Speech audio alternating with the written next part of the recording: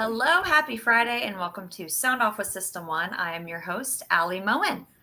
Welcome to Sound Off with System One. Very excited for this topic today. We will be talking to all of our job seekers out there about how to master the job hunt. So lots of resume interview tips coming at you from all of our experts here. Before I give them a chance to introduce themselves, here are a few words about System One. System One is a leading provider of specialized, highly technical outsourced services and workforce solutions to critical infrastructure, technology, life sciences, and government sectors, putting more than 650 employees and 9,000 contractors to work in the United States, Canada, and the UK. Once again, we're so glad you're tuning in with us. Be sure to drop in the comments where you're joining from, what industry you work in, and if you have any questions pertaining to today's topic that you would like to ask our panel of experts, drop those in there as well. I do have members from our marketing team monitoring those comments, so we will get to as many live questions today as we can. So now I'd like to throw it over to our first expert, Kevin, for an introduction and his hot job. Thanks, Ali. Good afternoon, everyone. Happy Friday. I'm Kevin Bueller. I'm a Director of Business Development out of our Kansas City office. I've been with System One for a little over 2 years now, but I've been in the staffing industry, particularly the IT staffing industry, for over 20 years now, supporting several clients throughout the Midwest. My hot job is an SAP Ariba Techno-Functional Analyst. Our client is a client that we've been working with for over 5 or 6 years now. We've placed several people there as contract as well as full-time and had several contractors convert to full-time. They are looking for someone that has Ariba configuration experience. This position is on site 5 days a week here in Kansas City, and we are taking applicants immediately and moving forward with them as soon as we can. Thank you. Hi, everyone. I'm Amanda Knuth. I am with System One New Jersey, and I work with commercial and engineering. My hot job today is a customer service rep in Parsippany, New Jersey. It is a direct hire role with one of our clients that's within the printing industry. And ultimately, they're looking for somebody that can be the main point of contact for all of their customers. And they are rolling out a new ERP system. So anybody that has familiarity with a new system going out, implementation, setting that up with the team, or very strong technical skills would be a great fit. They have a great environment there. Everybody from their warehouse employees to the founder is very involved and hands-on in everything that they do. And I know that a lot of their employees are happy. So if it's something that you're interested in, feel free to apply or reach out to me today. And my name is Owen Nini. I'm a recruiter with System One. Been here approximately 5 years. My hot job is a quality engineer in Asheboro, North Carolina. I'm looking for somebody with ISO 13485 experience. It's direct hire. It's with a very much a trusted client. I've placed dozens of people with them over the years. Awesome. Thanks, Kevin, Amanda, and Owen. For those job opportunities, you can scan the QR code at the top of the screen. We'll throw that back up for you for a few more seconds. Or go to jobs.system1.com to search these openings by the job ID number. That information is dropped in the comments. And these are just 3 of many opportunities that System One has available for you as a job seeker. So again, jobs.system1.com. Go check out all of our open roles. And without further ado, we will dive into today's topic so you can master the job hunt. Amanda, I'll start with you for our first question. What are some best practices for finding relevant job opportunities? So, as we all know, it's a very tricky job market. A lot of job seekers, even us, working with a lot of our clients, there seems to be long interview processes and everything like that. So some best practices is really using every tool that you have available to you. So platforms like Indeed, Monster, Career Builder, LinkedIn, things like that, or utilizing a recruiter. Us at System One, we have obviously a lot of connections. So really just not limiting yourself to the different tools that are available or sources, networking and things like that are very important. Yeah, I would say best practices. It would start with number 1, identifying exactly what you want. Number 2, doing your research. And I guess, that dovetails from number 1. Do your research, figure out exactly what you want. And then number 3, have some trust in the people that either you're interviewing with or working with, whether it be a recruiter, company, or anything like that. a lot of the processes can be long, arduous, and you're not always given all the information. So trust can help. Trust in the process. Yeah, those are great points, Amanda and Owen. I also network with the people you've worked with, people you know out there. I'm sure there's people you've worked with that move on to other organizations, and get in touch with them. Let them know you're available. Let them know what type of position you're looking for. And that's people you know out there. They'll give you a great reference and refer you to their hiring managers and stuff like that. So I would network with the people you know, particularly in your industry or in your city, and that'll probably escalate it quite quickly as well too. Great tips, everyone. Yeah, networking is a big one. Sometimes it can just be who you know. So definitely build and maintain any connections that you can. Owen, next question will come to you. What should job seekers keep in mind when applying for jobs? And are there any common mistakes that they should really try to avoid? Sure. I think I would speak just from a recruiter's perspective. When I'm looking to fill a job, I'm looking for the most plausible option or options. They're going to get the calls first. Out of 10 applications, if 3 look like, they're really realistic, they get the call first. I would say if you're, coming in from out of town, if you're relocating, or if there's something that doesn't necessarily match the job description, include a little note. I think your goal overall is to make yourself one of the most plausible candidates for the job. Definitely. And it's important to know that when you're applying to positions, multiple positions, different industries, your resume, your cover letter, they're not a one size fits all type of, presentation that you have. So it's super important to tailor your application. Just like Owen mentioned, if you're moving, make sure you make note of that. Not ignoring the job requirements. So if there is a hard requirement, we try to make sure to list that on any of our job posts. And if sometimes it's just not something that we have flexibility with. And there's a strong difference between being too aggressive and too passive. As we discussed, it's a tricky job market. So making sure that we're giving time and allowing for people over the summer to be on vacation or things like that. And just really, following up, but with the right approach. Yeah, to piggyback off what Amanda was saying, I agree with her. I would follow up as often, but you don't want to become annoying, of course. But follow up with the recruiters you're working with, follow up with the companies you applied for, maybe it's an HR contact that you got that at a client, to follow up with them. But you don't want to follow up with them every day. That'll kind of push people away. But once or twice a week is not too bad. But continue to follow up either through emails or phone calls or texting. That's the best way to get them. Let them know how interested you are in that position, and ask if they have any questions as well too. Fantastic. And Amanda, you brought up a great point that actually leads us right into our next question. So I'm going to come to you for that to start us off. How can job seekers tailor their resumes and cover letters to better match the job descriptions for the roles that they're applying for? So when you're applying to positions, you really want to do your research, analyze the job description that you're applying for, keep note of the preferred qualifications, the hard requirements that there are for positions and things like that. When you're adjusting your cover letter to be a fit for that job, that's your time to shine. Really make note in there about the skills that you have and how they will portray into that position that you're applying for. So really just customizing everything for the specific position. Yeah, and especially in IT, there's a ton of acronyms in IT. And there's a lot of software, a lot of technologies out there. List all those possible on there.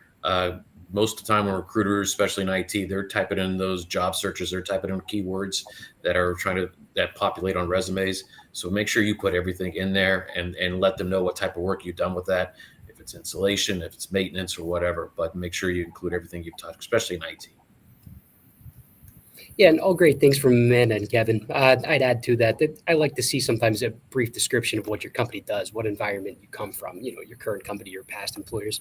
It really helps me figure out what you're best fit for, which of my clients. Great, thank you. And I'm taking a look at our chat here. It looks like we have some job seekers tuning in from Texas, Maryland, DC, New Jersey. As you're tuning in, we're so happy you're here. Be sure to drop any questions that you have for our experts as it relates to the job search in that chat, and we will try to get to them live for you today. So while we wait for some questions from our viewers, Kevin, I'll come to you with our next question. What best practices should job seekers keep in mind when they're reaching out to recruiters? I would reach out to recruiters that are concentrated in your field. If you're an IT person, work with an IT recruiter. If you're an engineer, work with an engineering recruiter. If you're in the healthcare industry, work with a recruiter that's an expert in the healthcare industry. Those recruiters, those account managers, they have very good relationships with a lot of clients out there. They're going to put you in touch with those type of industries in those particular fields. So I would make sure you're working with a recruiter. If you're in healthcare, don't work with an IT recruiter, but that person may be able to refer you to an IT recruiter. So I would really focus on the field you're in and the recruiter that you're working with. Absolutely agree, especially for a company like ours, like System One. We support several industries. So if you're even able to connect with one of our recruiters, Kevin, you mentioned healthcare and you're looking for IT, we'll be able to make sure that we can connect you with the appropriate recruiter who will be able to help you find your next opportunity. So thanks, Kevin. Owen, I'll come to you for our next question. What tips can you offer to help candidates prepare for their interviews? Sure. There's definitely a lot. I would say number one, do your research, and that's been alluded to. Definitely get to know the company you're interviewing with. Number two, be transparent about your background. But I would say everything and every answer within the framework. Basically, you're looking to solve problems for an employer. The employer, they're not interviewing for fun. They're interviewing because they have a need, because they need something done or they have a problem. So go in there, figure out what that problem is and what you can do to solve it. Yeah, and just from a recruiter perspective and what we can do to help people as they're preparing for their interviews, we've done everything from mock interviews to testing out equipment. If you have a Teams interview, a Zoom interview, things like that, we're more than happy to log on and make sure you know how to use it the right way. Make sure you're all prepped and ready for your interview. We can provide even just some back-end information on our clients. So we have an understanding of how they work, how their interview process works, what to expect from the people that you're meeting with. So there's definitely a lot of perks to working with recruiters while you're in, the job search and getting ready for the interviews. Yeah, I agree with both Owen and Amanda. Also, sounds pretty simple, but to show up to your interviews on time, regardless if it's a video interview or if it's an in-person interview. If your interview is at 10 a.m., don't show up at 10:01, 10:02. It really turns off the client. I would get there early and make sure you're prepared and ready to go. And you might go to the wrong door. You might get a little lost. So it's no problem showing up early, but don't show up late for interviews. It really, especially for first interviews, because you go into that interview with kind of a negative feeling. And so make sure you're there on time. Yep. Thanks, Kevin. And it looks like we do have a viewer question. So experts, any of you want to chime in, feel free. What are better ways to be able to get a recruiter to see you better? So I'm thinking maybe this is when they apply on LinkedIn. What are some tips just to, for someone that has their resume out there? I would, in your email address, what is your profession? What's your skill set? Not just a resume. Say, I'm a systems engineer, or I'm a civil engineer, or whatever. I'm a help desk desktop support person. Put that in the top email. I'm available immediately. I would put that right in the subject matter line of your email when you send that person your contact, or send that person your resume. Thanks, Kevin. Amanda, anything? Yeah, sure. I would add to that. Then it's, piggybacking off a previous answer, but make yourself plausible to whatever job you're applying for. It's, we get paid to fill jobs. We're going to go with the most plausible candidate. So yeah, just be as close to the job as possible, or make yourself as close with a note or whatever, what have you. But yeah, make yourself plausible.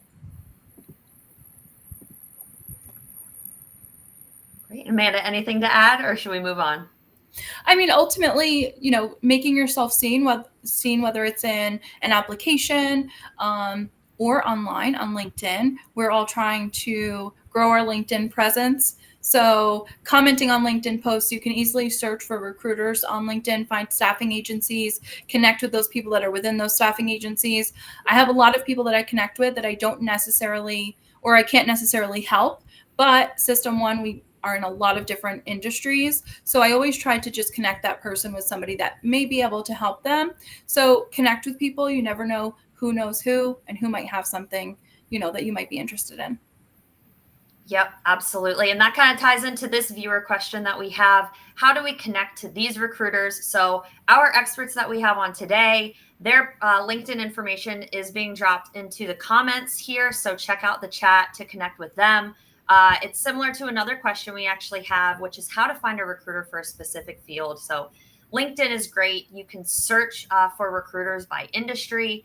Again, to Kevin's point, Amanda's point, if you connect with one of them or connect with one of the System 1 recruiters on LinkedIn, we'll be able to match you up with someone who is able to help you in your specific industry. So we're here to support you in any way that we can.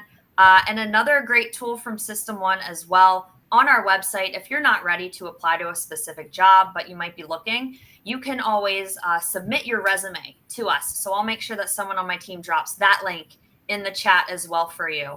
So we do as much as we can for our job seekers out there.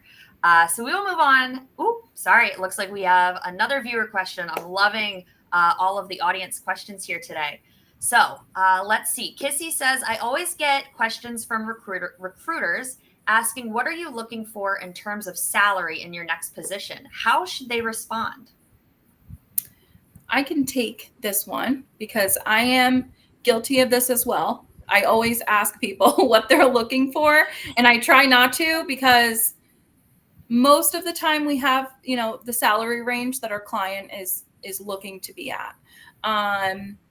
When you're responding to that question, you can always ask if there's a range that's already been established. But it truly just depends. There's sometimes there's broad ranges, and then really understanding what the client is able to pay for that type of position, understanding the market that you're applying in. Obviously, we're across the country, so there's different salaries, with different areas. So understanding the position that you're applying to be able to have that conversation after you establish what the client is looking to pay, I think is definitely important. And I'd piggyback off that. I would just answer, quite frankly, what you're looking for. If you're in a current position, what's it going to take to get you out of that current position? Or would you be willing to move for a lateral move financially or salary? But we don't want to submit candidates that are way over the salary that our client can't afford. We want to submit somebody what's within the salary range. So if you fit within that salary range, let them know what you're looking for. I'd give maybe a $10,000 salary range, depending on how high level it is. But I would if the recruiter is asking for that or the salesperson is asking for what your salary range is, let them know, because that helps out a ton. It helps out when we're presenting you to one of our clients. That's one of the big things they look at, obviously. Yep, and to piggyback off of those two things, I think there's a pretty easy formula. Number one, answer the question. Say where you need to be. Number two, follow it up with the question yourself.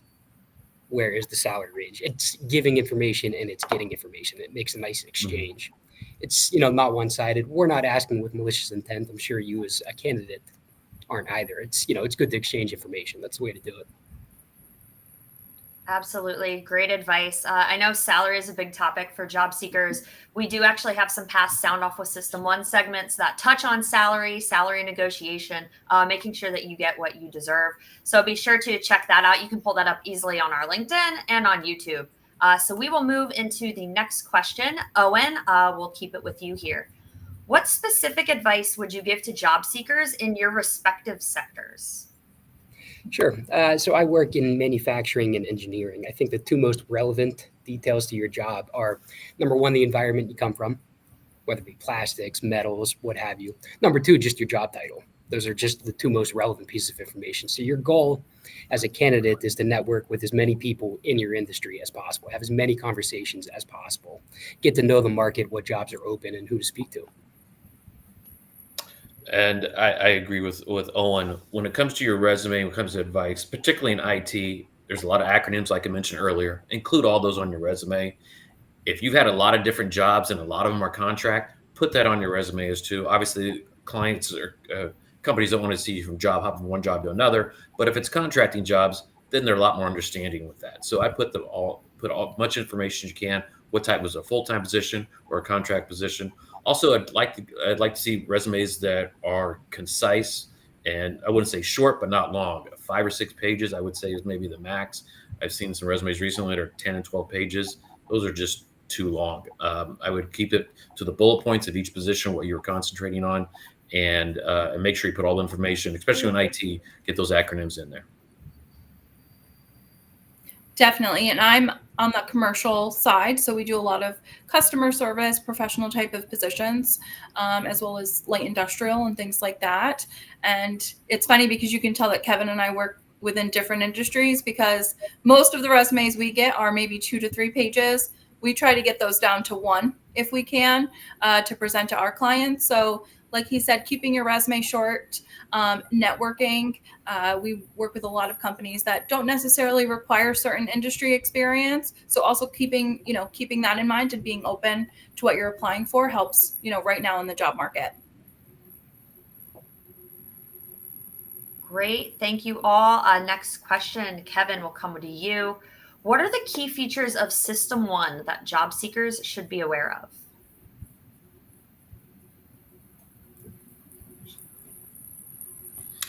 We actually are a national company. We've been around for over 20 years. We touch from coast to coast. We have recruiters and account managers from East Coast, West Coast, North and South. And plus, we're not just a siloed recruiting agency. We, as Amanda and Owen were talking about, we're IT, we're engineering, we're healthcare, we're professional services, we're scientific, we're wind, we're energy. So we cover the spectrum pretty much on any type of particular job you're looking for, especially if it's a skilled trade. So just to let everybody know, and that we cover the industry completely.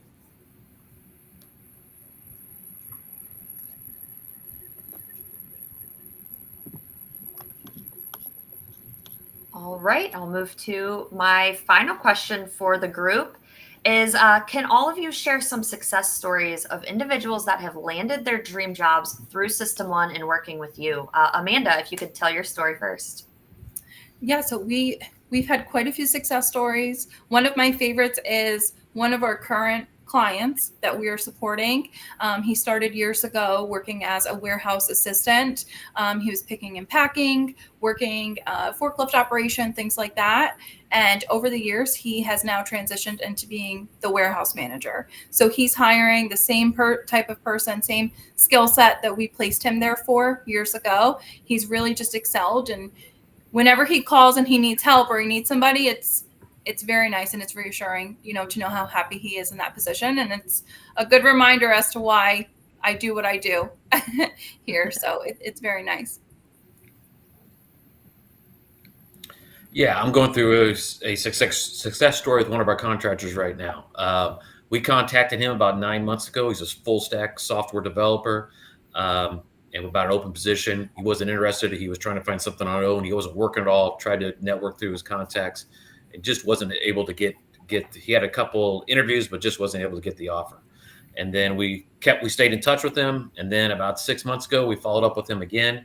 We came across another position. He's like, let's give it a shot. He really didn't want to do contracting, but this position was a contract for hire. He ended up getting interviews, ended up getting a job, and now our client's getting ready to convert him to full time over the last 6 months. So it's awesome that he's moving to full time. He's a great guy. I've gotten to know him over the last 6 months, and the client's very excited about turning him to full time. So he was very hesitant to use recruiters, and then we found him a job, and now he's going full time within 6 months. So it's a great story for him as well as for us, so staying in touch with him. Sure, and mine was my best friend from high school a few years ago had just finished up his MBA, but was stuck in a dead-end job. He wasn't exactly sure what to do with respect to finding a job, so I went to lunch with him, ended up bringing him to the office. He met with a few of the account folks, and one of them actually had a job that was open. He drove from our office up north of the city, about 30 minutes directly from the office, and then had the job within a day. It turned out to be like a $100,000 job that he wouldn't have applied to on his own. It didn't even look like on the surface something that would be a fit for him. It's pretty crazy how it worked out. Yeah, those are all fantastic success stories. Thank you all for sharing. We do have time for one final viewer question. So the question for my experts is, how or what would System One suggest if there is a gap in someone's career? So from a resume standpoint, if you have a gap in your career, you can always put that on your resume as well.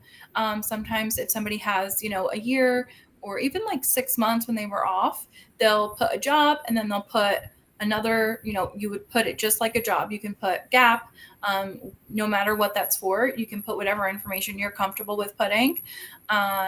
Even if it was just taking time off, put that on there. That way we know when we call you, and you wouldn't necessarily have to explain anything. Sure. And I think And I agree with breaks Amanda. down. It was, just go ahead, Owen. Oh, sure. Yeah. So I think it breaks down to three things. It's number one, be direct and transparent as to what the gap is, why it happened. Number two, what did you learn from that experience? What did you gain from it? Whether it be knowledge, refreshing time off, whatever it would be. And then number three, how are you going to use that experience to better your future employer, to make them more money, to protect their good name, the like. I agree. And I would let your recruiter know why you're off for 6 months or 12 months or 18 months. And we can let our clients know. We'll let them know when we submit your resume over there. We'll let them know this person was off from this time frame, and this is the reason why. And it shouldn't really hurt you unless you're off for like 4 or 5 years. Then that might hurt you. But if you're off for 6 months or 12 months, then we'll just let you know. But obviously, your experience before then and since then is kind of what they're looking for. Yep. Amazing advice from all of you on that last question and on all the questions today that we had set, and from our viewers. We always love audience questions, so thank you for those who submitted some. That is our time for today. So I want to thank Kevin, Amanda, and Owen for being on my expert panel today to tell our job seekers how they can master their job hunt. Be sure to connect with all of the experts here and give System One a follow on LinkedIn. Also, be sure to check out our YouTube channel. We have a lot of great resume tips, interview advice, leadership insights, success stories, and so much more. You can also find all of our past Sound Off with System One segments housed there and on our LinkedIn page. Be sure to tune in next time on August 16th. We'll be back for another segment of Sound Off with System One. Thanks so much for joining. Have a great Friday.